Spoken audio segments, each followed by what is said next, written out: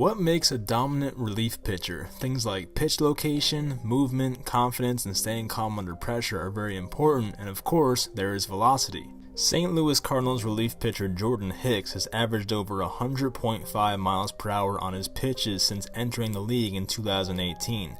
In 2 seasons in the minors, Hicks pitched 165 innings with an ERA of 2.82, 7.4 strikeouts per 9, but that was as a starter. Once Hicks was called up to the majors, he only entered as a reliever, and based on the stuff he has, it's probably the right choice.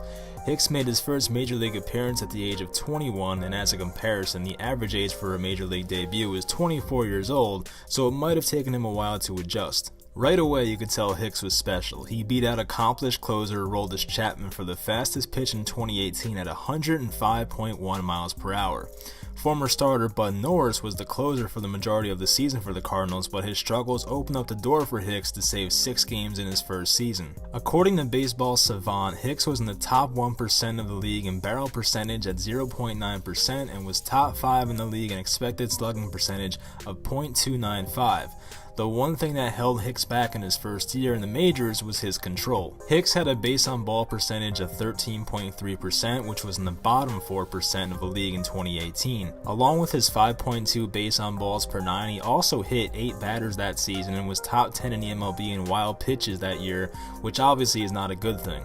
In year 2 in 2019, Hicks got a little better with his control, dropping his base on balls percentage by 3.3%. He also improved in many other areas like strikeouts per 9, whip, ERA, and hits per 9. He got off to a bit of a rough start of the regular season at the end of March, giving up 2 earned runs in an inning and a third. The good news is that during April he was virtually unhittable, tossing 11 and a third innings, allowed 1 earned run, 14 strikeouts, and a 0.71 whip. Hicks would end his 2019 season with a 3.14 ERA in 29 appearances, along with 14 saves in his first time as a full-time closer. The bad news for Hicks is that on June 25th of 2019, it was announced that he tore his UCL in his pitching arm and would need Tommy John surgery. Hicks is currently throwing some bullpen sessions, but is not expected to make an impact until the second half of the 60-game season, if at all. The only thing holding Hicks back in my mind is his control and how he oddly struggles very much against lefty hitters as compared to righties. In 2019, his ERA versus left-handed hitters was nearly 2.5 points higher, although it was in 10 less innings, so maybe it's a small outlier that we shouldn't worry about yet.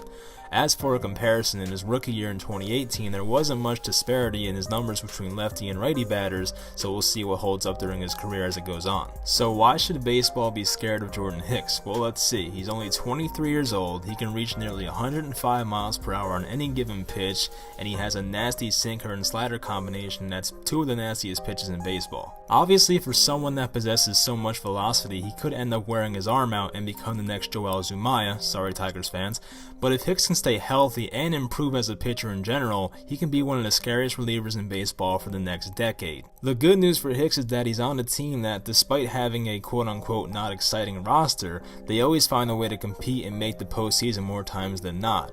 If Hicks can become as dominant as I think he can be, I think he'd be quite the weapon during October baseball. We'll see if Hicks finds a way to make an appearance during the 2020 season, and hopefully he does, because whether he's doing well or poorly, Jordan Hicks is good for baseball. Honestly, you're lying if you say you don't want to watch a guy throw 105 miles per hour and sometimes make hitters look absolutely foolish. That'll do it for this video. I hope you enjoyed. If you did, be sure to like and subscribe and share for other videos like this surrounding the MLB, NFL, and NBA. Thanks for watching, and I'll talk to you next time.